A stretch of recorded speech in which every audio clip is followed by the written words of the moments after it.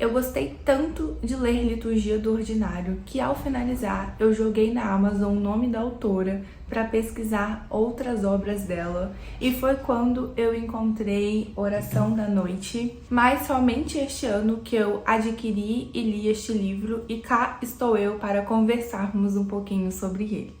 Se você é novo no canal, se inscreva para não perder nenhum vídeo e vai conferir também os outros que eu já postei. Tem várias resenhas, vlogs, enfim, várias coisas legais aqui para você conferir. E também deixa o seu like caso você goste desse tipo de vídeo. E o link para você adquirir Oração da Noite está aqui na descrição. E se você comprar por ele, você vai estar apoiando o canal. O livro nasceu de um momento muito difícil da vida da autora, que ela sofreu 3 lutos. O primeiro foi o do pai dela, e ela também teve outros 2 abortos espontâneos. O ano era 2017 e ela estava devastada. Foi quando ela lembrou das completas e começou a orar elas. Eu só fui descobrir assim o que era completas aqui neste livro. Eu até tive que fazer uma pesquisa à parte, porque ela não explica tanto, mas para ninguém cair de paraquedas como eu, as completas são orações que tradicionalmente a igreja fez ao longo dos anos, especialmente no período da noite, porque existem outras orações em outros períodos do dia que recebem este nome. A autora do livro é pastora na igreja anglicana, uma igreja reformada e muito tradicional. Então eles têm essas liturgias de orações, o que inclui as completas, que é todo um culto, né, que eles fazem no período da noite e inclui essa oração. Para Tish Warren, as completas chegou num momento de muita dor, onde ela não tinha mais palavras. E eu me identifiquei muito aqui com ela, eu acredito que você também possa se identificar, porque às vezes a gente passa por alguns momentos da nossa vida que a gente quer estar com Deus, a gente quer orar, mas parece que faltam palavras. Parece que a gente não sabe como expressar aquilo que a gente está sentindo, porque nem a gente tem tanta clareza sobre isso. Mas a nossa fé nos faz querer estar com Deus e contar com a ajuda e o consolo dele neste momento. Falando de uma forma um pouco pessoal, eu tive um desses períodos e um que me ajudou muito foi um salmo, né? O Salmo 23. Ele tomou um significado muito importante para mim, porque ele era a oração que eu queria entregar para o Senhor. Ele era tudo aquilo que eu realmente esperava que o Senhor fosse para mim naquele momento. Então eu recitava os Salmos 23 porque eram as palavras que eu conseguia dizer a Deus. E ela resgata isso, eu achei muito legal, porque às vezes a gente passa por este momento de silêncio, não porque a gente quer, mas porque a gente não sabe o que dizer, e a gente esquece que existe toda uma tradição da igreja que orou palavras que nós podemos pegar emprestado ali, entregar ao Senhor, e mais os próprios salmos, que por muitos anos eram utilizados como orações. E hoje tem sido mais levado em consideração como um livro da Bíblia apenas, e não como forma de orar ao Senhor. E eu vou ler essas completas, porque é uma oração belíssima. Ela traz logo aqui no início do livro, é o seguinte: vela, ó Senhor amado, com os que trabalham, vigiam ou choram nesta noite. Manda que os teus anjos guardem os que dormem. Cuide dos enfermos, Cristo Senhor. Dá repouso aos cansados. Abençoa os que estão à beira da morte. Consola os que sofrem. Compadece-te dos aflitos. Defende os alegres. Tudo isto te suplicamos somente por teu grande amor. Amém. Muito linda. O que ela vai fazer aqui neste livro é destrinchar essa oração. Então, em cada capítulo, ela vai resgatar este verso para trazer o próprio entendimento do significado daquela oração. Se você leu Liturgia do Ordinário, vai conseguir visualizar muito bem isso que eu estou querendo dizer, porque neste livro, ela vai destrinchar o dia. Então, primeiro ela fala sobre acordar, depois arrumar a cama, escovar os dentes, comer as sobras de ontem, abrir o e-mail, conversar com a amiga. Todas essas tarefas que a gente faz ao longo do dia, ela ressignifica de modo a vamos entregar essas tarefas como culto ao Senhor. Ela faz essa mesma coisa aqui, só que utilizando essas completas. Ela dividiu o livro em 4 partes e eu vou apresentar cada uma delas agora para vocês.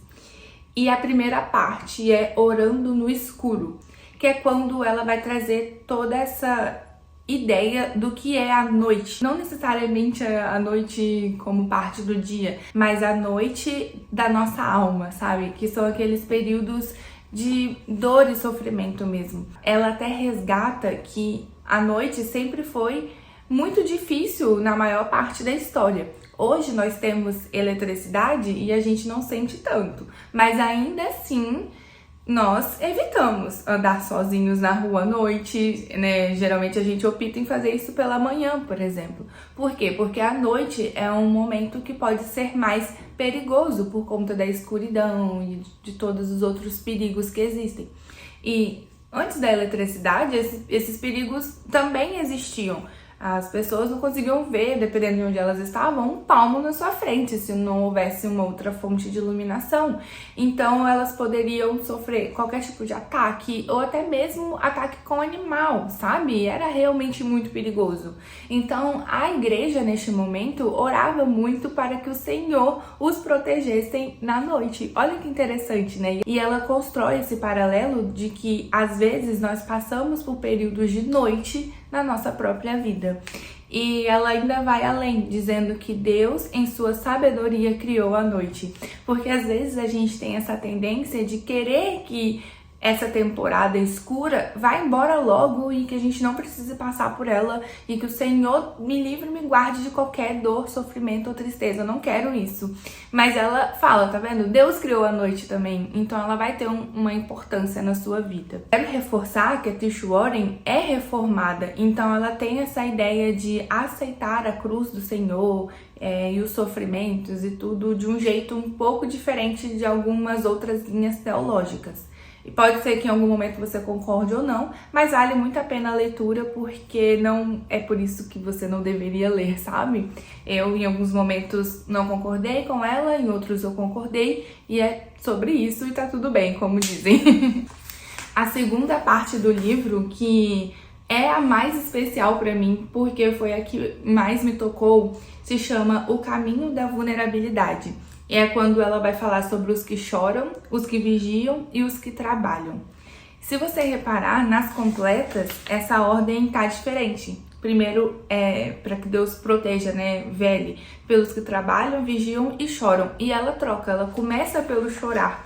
E ela até explica que fez isso de maneira proposital, porque nós precisamos aprender a chorar.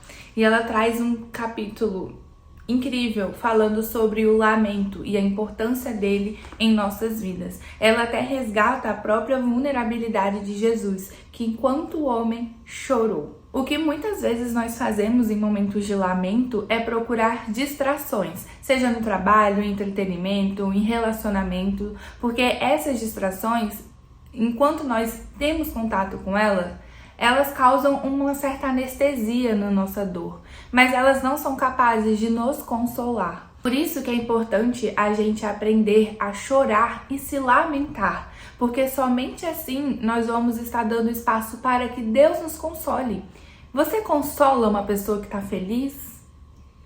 Não, ela não precisa de consolo. E se a gente fica o tempo todo se enganando de que estamos bem, de que tá tudo ok, nós estamos deixando de lado o agir de Deus nessa área da nossa vida, porque somente quando a gente falar, bom Deus, não está muito bem isso daqui que está acontecendo comigo, eu não estou ok com este assunto, venha aqui, eu te convido a participar disso comigo e a me consolar. Somente assim o Senhor pode secar as nossas lágrimas. Então ela traz essa argumentação da importância de nós aprendermos a lamentarmos. Então ela vai argumentar que nós como cristãos precisamos aprender a chorar e a se lamentar, porque isso não significa fraqueza, isso significa que nós estamos sendo humanos e não negando os acontecimentos da nossa vida e, pelo contrário, dando a oportunidade do Senhor de entrar neles.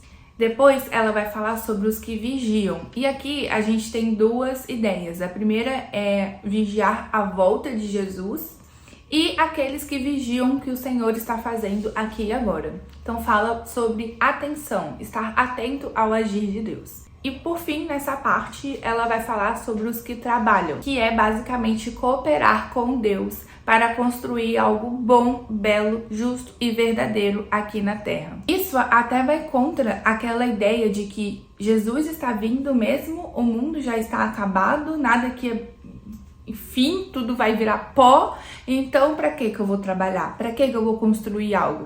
Não vai adiantar de nada. Essa é uma ideia não muito cristã, porque quando o Senhor criou o homem, ele deu esse chamado cultural, né, lá em Gênesis. E esse chamado cultural continua para nós. Deus em momento algum disse, olha, acabou o chamado, não é mais para fazer nada. Não, Deus nos fez como subcriadores, como diz Tolkien. E nós estamos aqui para cooperar com o Senhor e que o nosso trabalho seja uma forma de redimir este mundo caído. Eu particularmente gosto muito desse tema trabalho e cristianismo. Eu até li um livro muito bom sobre isso, do Timothy Keller, que é... Cadê? Ele tá aqui, ó. Como integrar fé e trabalho. Muito bom. Olha o tanto de marcação. Enfim, se você gosta desse assunto, deixo aí essa indicação para você. A terceira parte se chama Uma Taxonomia de Vulnerabilidades. Eu até fui pesquisar o que é taxonomia, que é um termo utilizado mais na biologia, que significa o agrupamento de seres vivos por características em comum. Então aqui ela vai falar sobre grupos de seres humanos que têm sofrimentos em comum, né, ou estações em comum. Então ela vai falar sobre os que dormem, os enfermos, os cansados, os que estão à beira da morte, os que sofrem. Esse capítulo é muito bom, meu Deus. Aí fala também sobre os aflitos e sobre os alegres. Pode ser que você se identifique com algum ou mais de um destes grupos aqui, ou pelo menos já tenha passado por algum deles. E ela traz, como eu disse no início do vídeo, um novo significado sobre isso, como ela entende esse estágio da nossa vida e como levar ele ao Senhor e deixar que ele faça parte de todo o processo. Então é uma parte muito sensível. Eu também me emocionei várias vezes. Pra falar a verdade, gente, eu me emocionei muito nesse livro. Bom, e pra finalizar as partes do livro, ela traz o clímax, que é quando ela fala do amor de Deus, que também é uma parte belíssima, onde ela fala sobre o amor dele por nós. E ela traz algumas características de Deus, e uma delas é que ele é confiável.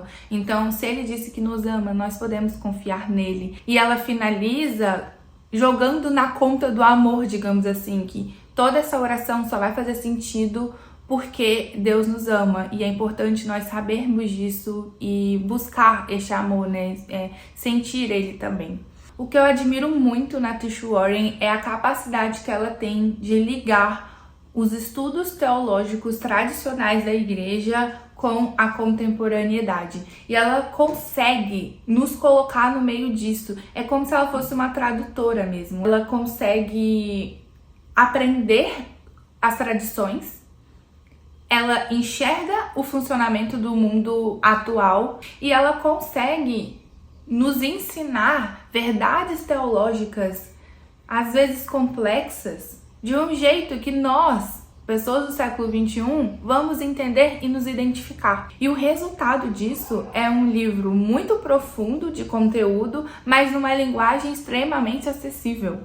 Eu, honestamente, não sei como ela consegue fazer isso. É uma artista, um dom de Deus mesmo, porque ela realmente encara assuntos complexos e difíceis e no final do capítulo você pensa, eu não acredito que eu entendi sobre este assunto ou que ela abordou este assunto e ao mesmo tempo ela falou de Twitter. Ela consegue caminhar muito bem entre esses dois mundos e explicar de um jeito que a gente vai entender. E ela é tão envolvente em sua escrita que não parece que você tá lendo um livro, parece que você tá lendo uma carta ou um e-mail de algum amigo, porque ela consegue se conectar com você. Gente, isso é muito bizarro, porque ela escreve para qualquer um ler, mas parece que ela tá falando com você, de tão pessoal que fica essa escrita, e ao mesmo tempo ela constrói uma confiança com a gente de que deixa eu ouvir o que você tem pra dizer, eu quero saber o que você pensa sobre isso. E mais uma vez, você pode discordar dela, que é o que eu faço em alguns momentos, eu não concordo, mas eu quero ouvir o que ela tem a dizer. E pode ser que este livro seja um tanto pessimista caso você esteja vivendo um momento de muita alegria em sua vida. Mas lembre-se que a noite vai chegar. Ela sempre vem. Nós nunca vamos viver somente dias ensolarados aqui. Eu até lembrei de A Escolha do Verão. Lembra? Cadê? Deixa eu pegar também. Aqui. Eu até já fiz resenha desse livro no canal. É uma história de ficção. E aqui o Beor, que é um rapaz assim que adora os dias ensolarados, acaba tendo que passar por um inverno tenebroso. E a história é sobre o inverno, sabe? É muito bonito como a autora, né, a Sarah Uzella, fala sobre o inverno e a gente consegue associar muito bem ao inverno da nossa alma, que também pode estar bem ligado aí à noite, aos dias escuros que a gente vai viver. Por mais que você esteja num momento de muita alegria, uma hora algo vai acontecer. Por isso que eu estou indicando este livro, até para você que está neste momento de muita satisfação com a sua vida. Vá ler e você vai se preparar para dias de noite. E pode até ser que você identifique outros momentos que você já viveu. E se você tá em um momento de sofrimento, passando por alguma tristeza, algo na sua vida, aí que eu te indico esse livro mesmo, porque, como eu disse durante o vídeo, ela traz um significado ao nosso sofrimento e é muito legal você ver a perspectiva dela e de repente você vai conseguir encontrar consolo nisso e muito mais, né? Encontrar consolo no Deus que consola, que nós temos livre acesso a Ele graças ao sangue de Jesus Cristo que nos justificou e nos deu acesso ao Pai. Eu não acredito que este livro ou qualquer outro vai ser a virada de chave da sua vida ou a grande resposta do que você precisa, mas eu tenho certeza que ele pode ser uma ferramenta de Deus para te curar e te consolar. Então, fica aí a minha indicação para todos vocês, Oração da Noite para quem trabalha, vigia e chora, da Tish Warren. Essa foi a resenha da semana. Deixa aqui nos comentários se você já conhece essa autora, se você já leu este livro ou Liturgia do Ordinário. E lembra de deixar o seu like também, tá bom? Então, até o próximo vídeo.